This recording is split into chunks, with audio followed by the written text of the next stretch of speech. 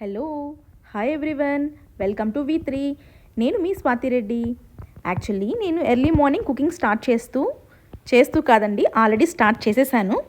But మీకు కూడా నేను ఫాలో అయ్యే స్మాల్ ప్లానింగ్ టిప్స్ షేర్ చేసుకుందామని అనిపించింది.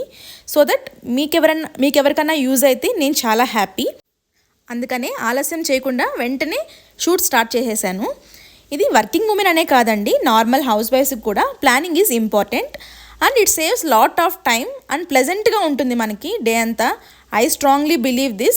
మీలో ఎవరికైనా యూజ్ అవుతుందేమో అని షేర్ చేస్తున్నాను. ఆల్రెడీ కొన్ని టిప్స్ మన ఇన్స్టాగ్రామ్లో పోస్ట్ చేస్తున్నానండి. సో ఒక్కసారి వెళ్ళి మీరు ఇన్స్టాగ్రామ్ని చెక్ చేయండి అండ్ ఫాలో చేయండి. సో టాపిక్ ఏంటంటే, ఎప్పుడు కూడా ఈరోజు మనం ఏం వండాలనేది ముందు రోజే ప్లాన్ చేసుకుంటే మన డే చాలా ఎఫెక్టివ్గా అండ్ ప్లెజెంట్గా ఉంటుంది.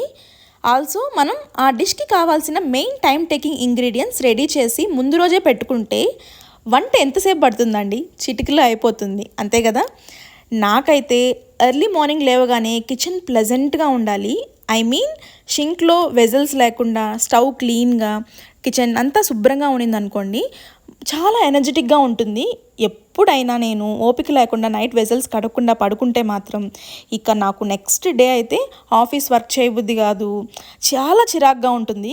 మీలో ఎంతమందికి నాలాంటి ఫీలింగ్స్ ఉన్నాయో ఒకసారి కమెంట్ బాక్స్లో తెలపండి. కమింగ్ టు ది పాయింట్, నేనైతే ఇవాళ కోకోనట్ మిల్క్తో రైస్ అండ్ ప్రాన్స్ ఫ్రై చేద్దాం అనుకున్నాను. సో దానికి మెయిన్ టైం టేకింగ్ ఏంటంటే కోకోనట్ మిల్క్, అవి కోకోనట్ కట్ చేయాలి, మిల్క్ తీయాలి. సో ఇవంతా కష్టం అవుద్ది కదా. ప్రాన్స్ ఉప్పు పసుపు వేసి వాడ్చి పెట్టుకున్నాం అనుకోండి, ఇవన్నీ ఈజీగా మనం ముందు రోజు చేసి పెట్టేసుకుంటే వంట చాలా ఫాస్ట్గా అయిపోతుంది. నేను ఇక్కడ చూసారా, కోకోనట్ రైస్కి కావాల్సిన ఇంగ్రీడియంట్స్ అండ్ ప్రాన్స్ ఫ్రైకి కావాల్సిన ఇంగ్రీడియంట్స్ ఇలా ఫస్టే మనం కట్ చేసేసుకున్నాం అనుకోండి, వంట ఫాస్ట్గా అయిపోద్ది. మనము వంట చేస్తూ ఇంకో దానికి అలా కట్ చేసుకున్నాం అనుకోండి, మెస్సీగా అయిపోద్ది, కన్ఫ్యూజన్ అండ్ నీకు చాలా ఇరిటేషన్ అయిపోతుంది. సో ఎప్పుడైనా మీరు ప్లెజెంట్గా ఇలా కుక్ చేసుకోవాలంటే ట్రై దిస్ అండి. ఫస్టే మనం అన్ని నీట్గా దేని కావాలో ఇంగ్రీడియంట్స్ అన్నీ పక్కన ఎత్తి పెట్టేసుకొని కిచెన్ అంతా నీట్గా మెస్సీ లేకుండా క్లీన్ చేసేసుకొని అప్పుడు మీరు వంట స్టార్ట్ చేయండి.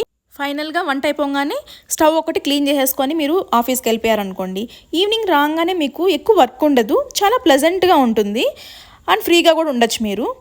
సో చూసారా, నాకు బగారా రైసు రొయ్యల ఫ్రై అయితే రెడీ అయిపోయింది. అంతేనండి. నా వీడియో గాన మీకు యూస్ఫుల్ అనిపిస్తే లైక్ చేయండి, నచ్చితే నలుగురికి షేర్ చేయండి, ఎవరికైనా ఉపయోగపడుతుంది. నెక్స్ట్ మీ ముందుకి ఒక మంచి వీడియోతో వస్తాను. Bye bye.